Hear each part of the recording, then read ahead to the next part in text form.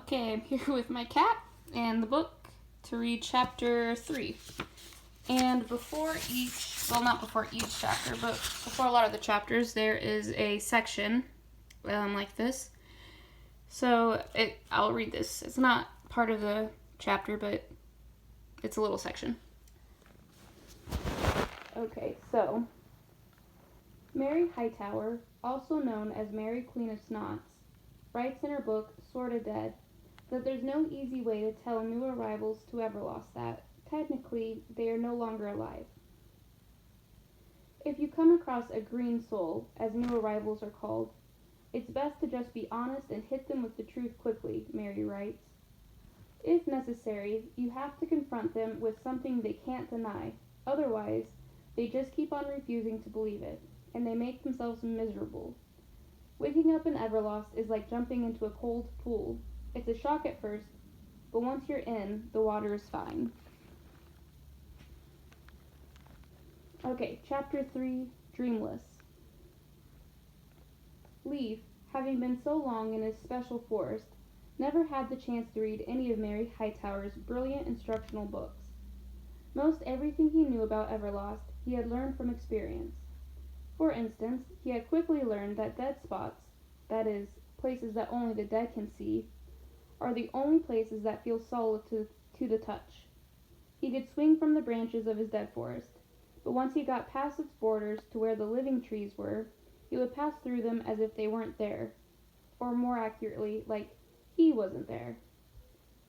He didn't need to read Mary Hightower's tips for taps to know that you only need to breathe when you're talking, or that the only pain you can feel is pain of the heart, or that memories you don't hold tightly onto are soon lost. He knew all too well about the memory part. The worst part about it was that no matter how much time passed, you always remembered how many things you'd forgotten. Today, however, he had learned something new. Today, Leif learned how long green souls slept before awaking on their new afterlife. He had started a count on the day they arrived, and as of this morning, it was 272 days, 9 months. 9 months, Ellie yelled. Are you kidding me?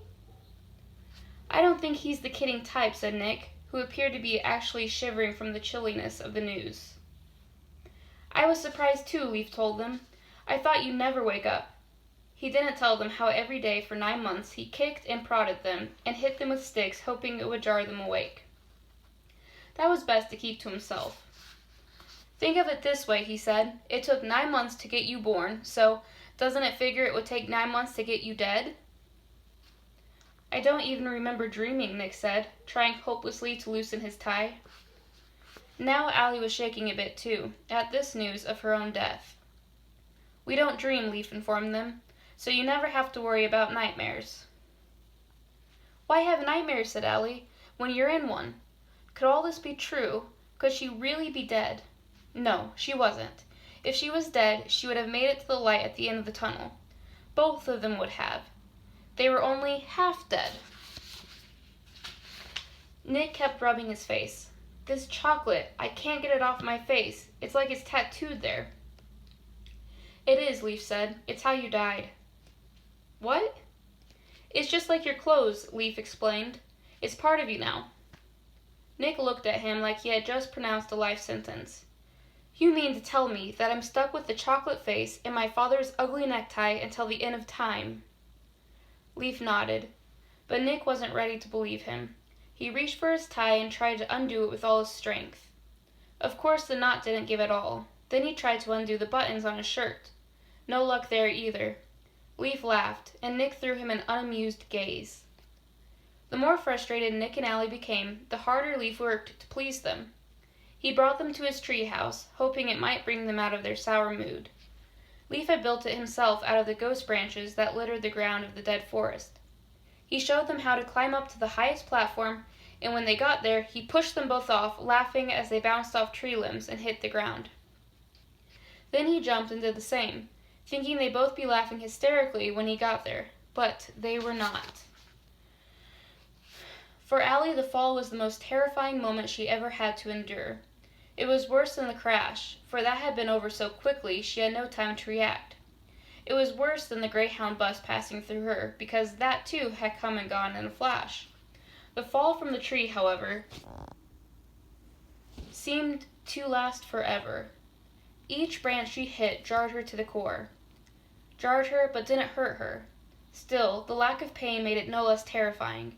She screamed all the way down, and when at last she smashed upon the hard earth of the dead forest with a hearty thump, she felt the wind knocked out of her, only to realize that there was never actually anyone in her to knock out. Nick landed beside her, disorientated, with eyes spinning like he had just come off a carnival ride. Leif landed beside them, whooping and laughing. "What's wrong with you?" Allie shouted at Leif, and the fact that he still laughed when she grabbed him and shook him made her even angrier. Allie put her hand to her forehead, as if all this was giving her a killer headache. But she couldn't have a headache now, could she? And that just made her all the more aggravated. The rational part of her mind kept wanting to lash out, telling her that this was all a dream, or a misunderstanding, or an elaborate practical joke. Unfortunately, her rational mind had no supporting evidence. She had fallen from a treetop and had not been hurt. She had passed through a Greyhound bus. No, her rational mind had to accept the irrational truth. There are rules here, she thought. Rules, just like the physical world. She would just have to learn them. After all, the rules of the living world must have seemed strange when she was very little. Heavy airplanes flew, the sky turned red at sunset, clouds could hold on ocean full of water, then rain it down on the ground below. Absurd. The living world was no less bizarre than this afterworld. She tried to take some comfort in that, but instead found herself bursting into tears. Leif saw her tears and backed away. He had little experience with girls crying, or if he did, his experience was, at best, 100 years old. He found it highly unexpected and disturbing. "What are you crying for?" he asked her. "It's not like you got hurt when you fell from the tree. That's why I pushed you, to show you it wouldn't hurt." "I want my parents," Allie said. Leif could see that Nick was fighting his own tears too. This was not at all how Leif had imagined their first waking day would be. But maybe he should have. Maybe he should have realized that leaving one's life behind is not an easy thing to do. Leif supposed he would have missed his parents too if he could still remember them. He did remember that he used to miss them, though. It wasn't a good feeling. He watched Nick and Allie, waiting for their tears to subside, and that's when the unthinkable occurred to him. "You're not going to stay here, are you?" he asked. Nick and Allie didn't answer right away, but that silence was enough of an answer. "You're just like the others," he shouted out before he even realized what he was going to say. Allie took a step closer to him. "The others?" Leif silently cursed himself for having said it. He didn't mean to tell them. He wanted them to think it was just the three of them. That way, maybe they would have stayed. Now all his plans were ruined. "What do you mean, others?" Allie asked again. "Fine, leave," Leif shouted. "I don't care anyway. Go out there and sink to the center of the earth for all I care. That's what happens, you know. If you're not careful, you sink and sink and sink all the way to the center of the earth." Nick wiped away the last of his tears. "How would you know? All you know is how to swing from trees. You haven't been anywhere. You don't know anything." Leif bolted away from them. He climbed his trees to the highest perch, up in the slimmest branches. "They won't leave," he told himself. "They won't leave because they need me. They need me to teach them to climb and to swing. They need me to show them how to live without being alive." Here on his high perch, Leif kept his special things, the handful of precious items that had made the journey with him, crossing from the living world into Everlost. These were the things he had found when he woke up after the flood that had taken his life. Ghost things that he could touch and feel. They kept him connected to his fading memories. There was a shoe that had been his father's. He often put his own foot in it, wishing that someday he would grow into it, but knowing that he never would. There was a water-damaged tin picture of himself, the only thing he had to remember what he looked like. It was poked with so many spots. He couldn't tell which spots were dirt and which were freckles. In the end, he just assumed they were all freckles. Finally, there was a rabbit's foot that was apparently no more lucky for him than it had been for the rabbit. There had once been a nickel, but it had been stolen by the first kid he came across in Everlost, as if money had any value to them anyway. He had found all these items marooned on the small dead spot he had awoken on, and when he had stepped off the little spot of dried mud into living land, his feet had begun to sink in. The sinking was the first lesson he had learned. You had to keep moving or down you went. He had kept moving, afraid to stop, afraid to sleep, crossing from towns to woods and back to towns. He had come to understand his ghostly nature, and although it terrified him, he endured it. For what else could he do? Why was he a ghost and not an angel? Why did he not go to heaven? That's what the preacher always said, heaven or hell. Those were the only choices. So then why was he still here on earth? He had asked himself these questions over and over until he tired of asking, and just accepted. Then he had found the forest, a huge dead spot large enough to make his home.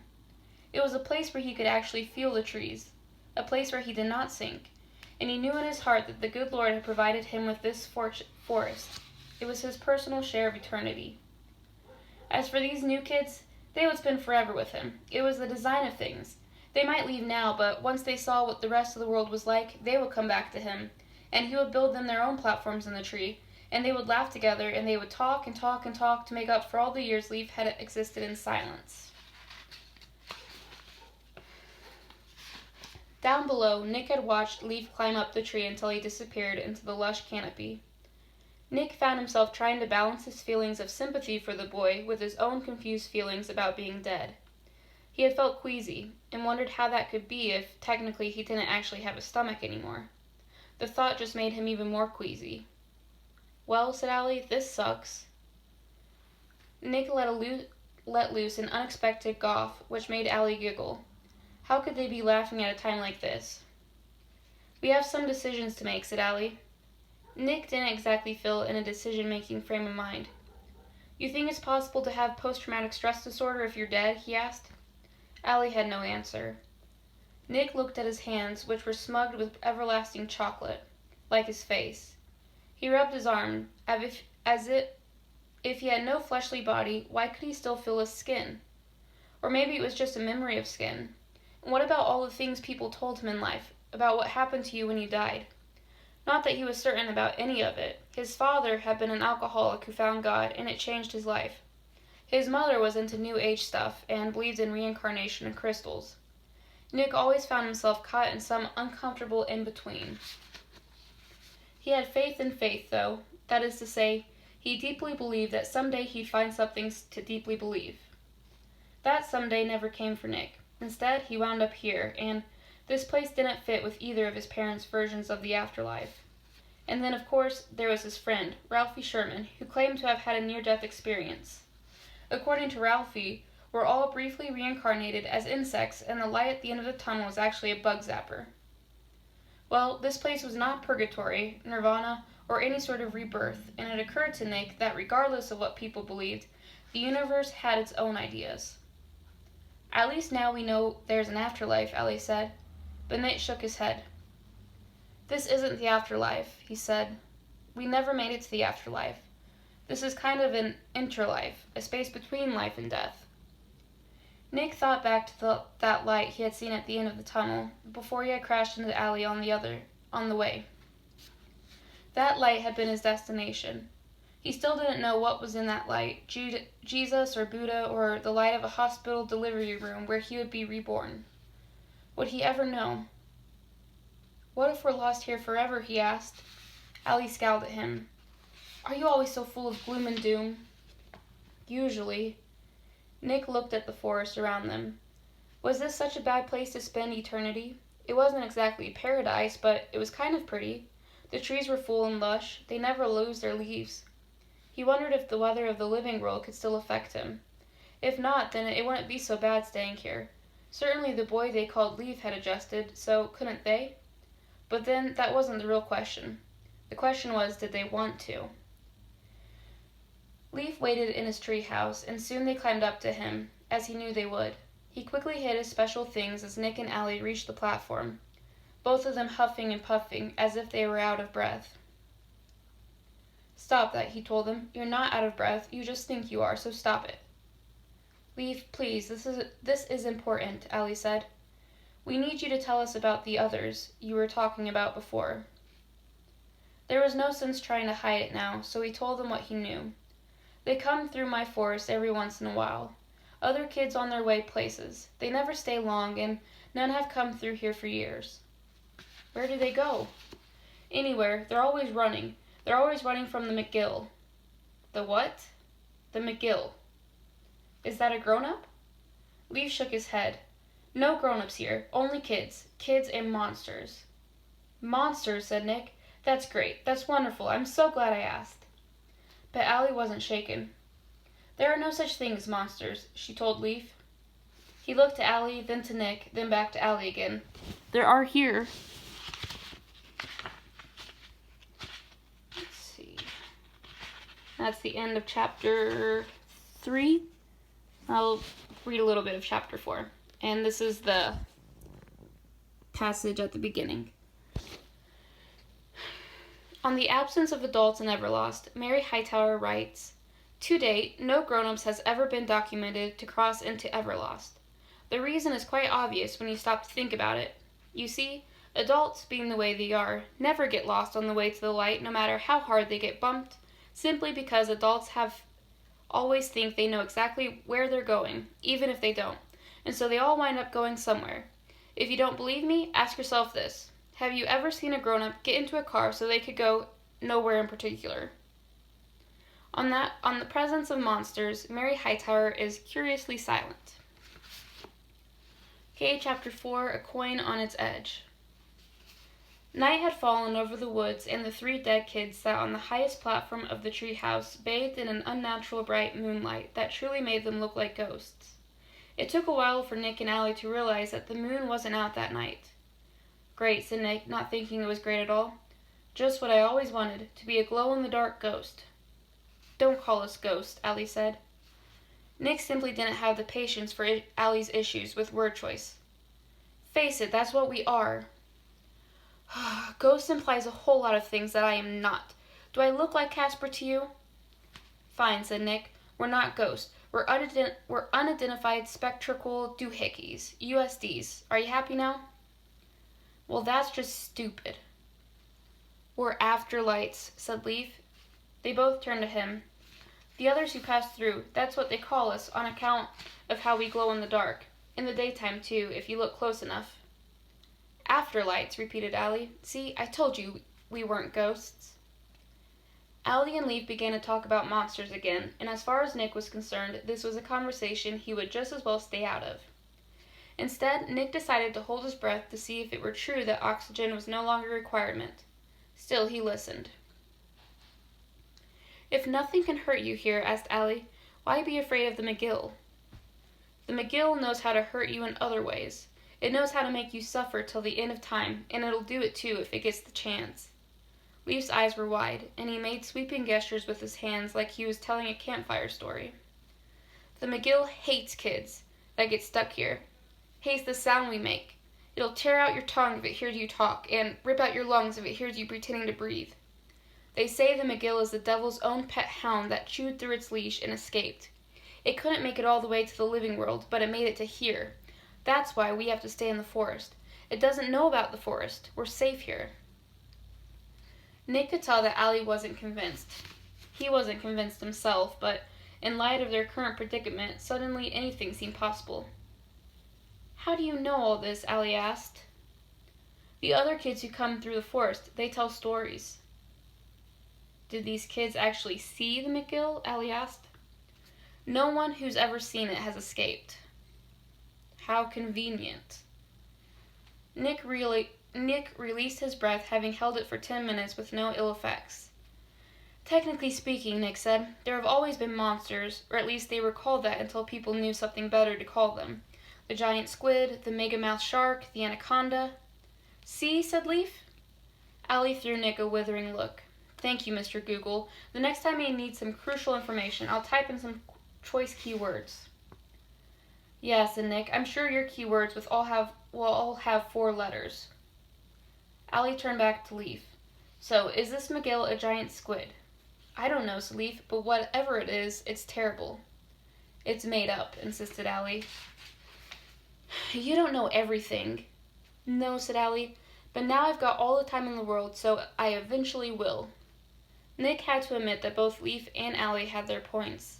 Leif's stories reeked of exaggeration, but every story had some basis in truth. On the other hand, Allie had a practical view of things. Leif, Nick asked, has anyone who passed through here ever come back? No, Leif said. They were all eaten by the McGill.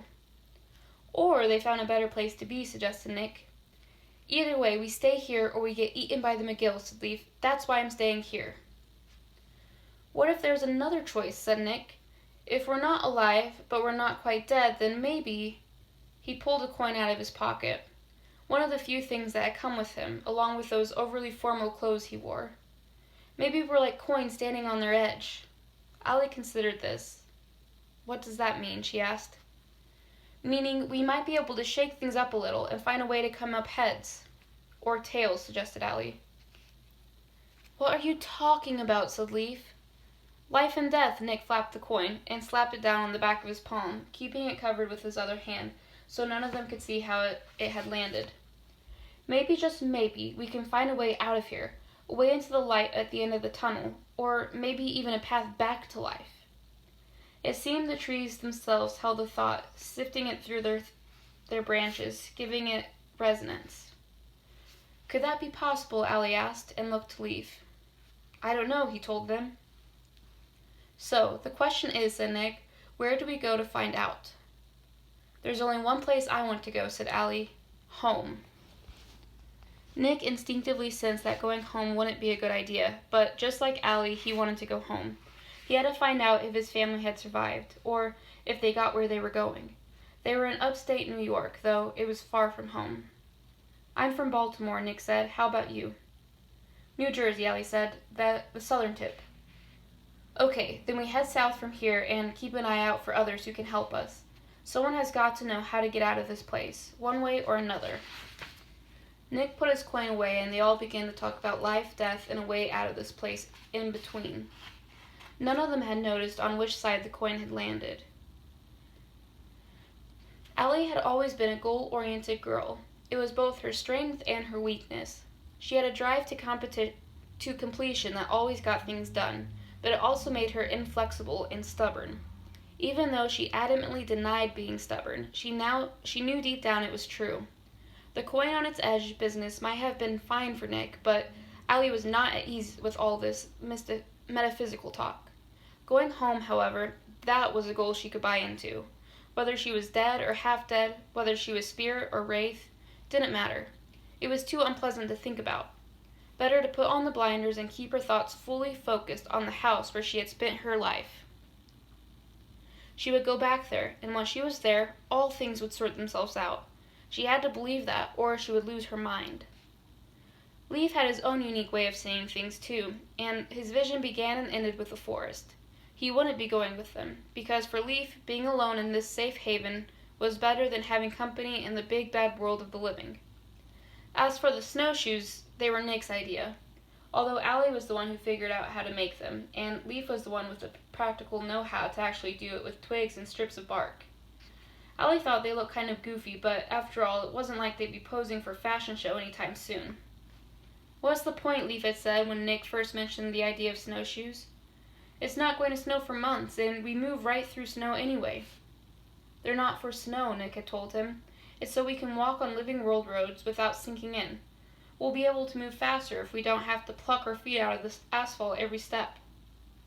So then they're road shoes, not snowshoes, Leif said, then went about tying twigs together as strips of bark. When he had finished the shoes, he handed them to Nick and Allie. Aren't you afraid at all? He asked. Aren't you afraid of what's out there? All the things you could see when you were all the things you couldn't see when you were alive, evil spirits, monsters. I've been waiting forever for you to come. I prayed for you. Did you know that? God hears our prayers here. Maybe even better than before, because we're closer to him here. Leif looked at them with big mournful eyes. Please don't go. It tugged at Allie's heart and brought a tear to her eyes, but she couldn't let her emotions influence this decision. She had to remind herself that Leif wasn't really a little kid. He was an afterlife who was more than 100 years old. He had done fine in this forest alone, and there was no reason to think he wouldn't be fine once they left. I'm sorry, Allie told him, but we can't stay. Maybe once we learn more, we'll come back for you." Leif put his hand in his pocket and sullenly looked at the ground. "Good luck, then," he said, "and watch out for the McGill." "We will." He stood there for a moment more, then said, "Thank you for giving me a name. I'll try to remember it." Then he climbed away, disappearing high in his tree house again. "South," said Nick. "Home," said Allie, and they climbed out of the forest to face the treacherous unknowns of the living world. That is the end of chapter 4.